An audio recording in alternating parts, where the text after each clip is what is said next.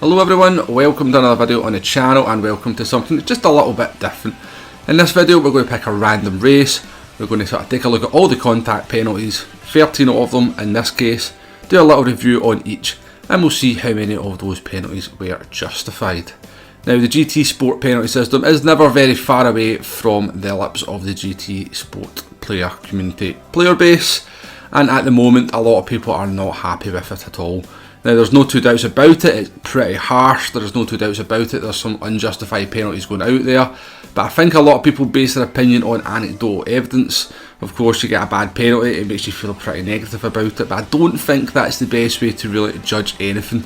You sort of have to always take a sort of step back, look at the bigger picture, gather a little bit more evidence, and maybe come to a slightly better conclusion. In this video, as I said, it's a random race, we're going to review each penalty, there's 13 of them. Let's take a look at them, let's see how many the penalty system gets right, let's see how many it gets wrong. I think you might be slightly surprised by the results. So that's the race loaded up there. It's this week's daily race C Group 1 at Nurburgring, and if you've seen the thumbnail you've seen there was a little bit of carnage at turn 1, and this is how that carnage was to happen. So this driver here hits one driver, hits a second driver and picks up a 3-second penalty for it. Caused all the carnage, gets the penalty, no other driver got a penalty. 1-0 to the penalty system. Incident number 2 coming up, this is going to be the penalty I think it's probably causing a lot of people's frustrations. It's the rear tap, when you kind of hit the car in front, give them a little tap and you pick up a 1-second penalty for it. I know people don't like those penalties, but at the end of the day it's your job not to hit the back of the driver in front of you. I'd say that's justified. I'm saying 2-0 to the penalty system. Incident number 3 here, this driver just doesn't really give the driver on the outside any space, knocks him off the track, picks up a 2-second penalty. I have no problem with that. I'm going to say that is 3-0 to the penalty system. So a pretty good start for the penalty system so far in this race. 3-0 or 3-2 the good. Incident number 4 here is a bit of an unusual one. The red and yellow car in front is going to go off the track at Schumacher S. This car is going to follow them in, cause a collision, spin both cars round and pick up a 2-second penalty. Again, it's a little bit harsh, but at the end of the day this driver here hitting the red and yellow car has caused that driver a further time loss. I'm saying that one's justified. 4-0 to the penalty system.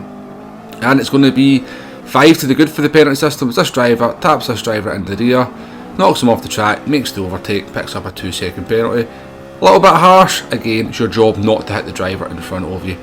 If you do that, we all know you pick up a penalty. They are harsh penalties, but if it makes drivers a little bit more cleaner mid-corner, or sort of take a little bit more care, all to the good for me.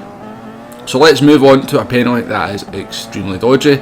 This driver here in P11 hits number 10 in front, it's a bit like a bump draft I suppose, gives the driver in front a 1-second penalty. I did check, the driver in front never braked or anything, so I just a dodgy penalty there, no two doubts about it. And we have another dodgy penalty here as these two drivers make slight contact as this driver's overtaken in the middle of the Schumacher S, picks up a 1-second penalty. That's 5-2 to the penalty system, 5 justified, 2 unjustified penalties so far. On to incident number 8, and this is just going to be one of these contacts with the driver we're on board with, makes an unnecessary contact with the car in front of them, taps him off the track, makes the overtake, picks up a 1-second penalty. Again, very harsh, but I can see why the system did it. It's going to go in the justified column. Incident number 9, I think this one is a little bit more clear cut. Car we're on board with, car in front has a little bit of an incident. Car we're on board with makes no altercations to their driving, their braking, their line, their speed, hits into the car in front, upsets their balance, makes the overtake and picks up a penalty for it. These two drivers go and have a little bit more fisticuffs. Probably the worst penalty dished out in this one. Car we're on board with goes to pass the car that's serving the penalty on the outside. Car on goes to make a contact, the car we're on board with gets a 1-second penalty. Definitely unjustified penalty there. So that's unjustified penalty number 3 in this one. That's currently 7-3 in favour of the penalty system. This one's just all very clumsy. There's multiple contacts from the car we're on board with, particularly the one into the first chicane or the first part of the chicane. I'm not entirely sure what contact triggers the penalty, but I do think it deserved a penalty just for that first dive. So I'm going to say justified for that one. That's 8-3.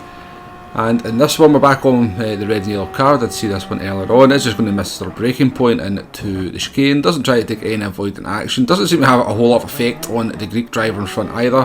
But as a rear contact, unnecessary rear contact, 1-second penalty. That's 9-3. And this is my personal favourite. We're coming to the last corner of the last lap. and the driver in second place is just going to ascend first place all the way to the very far back depths of the Vinnies and picks up a justified 4-second penalty. Now, I don't want to just leave that overtaking manoeuvre there and just make you think that that driver was just desperate for the win. I think it was retribution for this move that happens a little bit earlier in the race. Halfway through lap 9, the driver that eventually gets punted off is serving a half-second penalty. Driver that does the punting makes the overtake, and the Italian driver just drives him off the track to regain the lead. So obviously our friend here, I think it's a French driver, was not happy with that. He's going to spend the next lap and a half catching up to the Italian driver, and he gets close enough into the last corner and he's going to send them into the sand pit and pick up a justified 4-second penalty for his actions. But I just wanted to put this part in the video just to show that he wasn't just doing what he could to sort of pick up the win.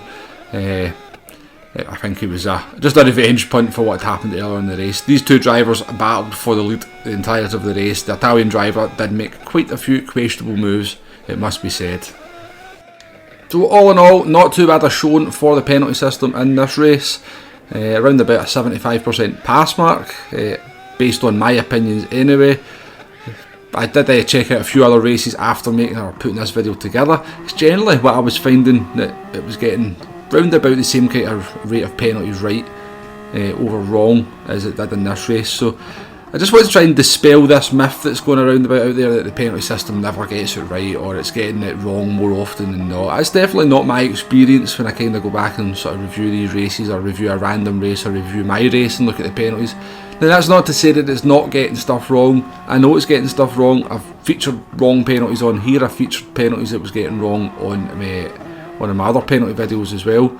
And so it's definitely has to be a work in progress here for Polyphony Digital to try and iron out some of those kinks. But it's definitely nowhere near as bad as people are making out.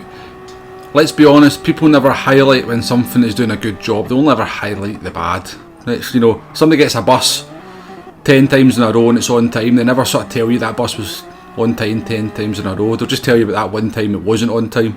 People are saying they would rather have no penalty system than the penalty system we've got, but would you be happy to be a victim of that punt you've just seen there? I don't think you would. Anyways, let me know your thoughts on my sort of analysis of the penalties, if you maybe come up with a slightly different score. I am quite a fan of having a harsh penalty system, so I do think that's why I'm not quite as aggrieved by some of the penalties that we see. But do let me know in the comments section if you agree with my analysis. If you don't, what your score would be.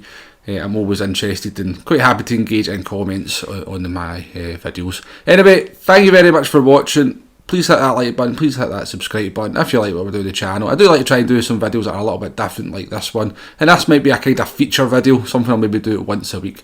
But until the next video, thank you very much for watching, and I shall see you on the next one. Goodbye now.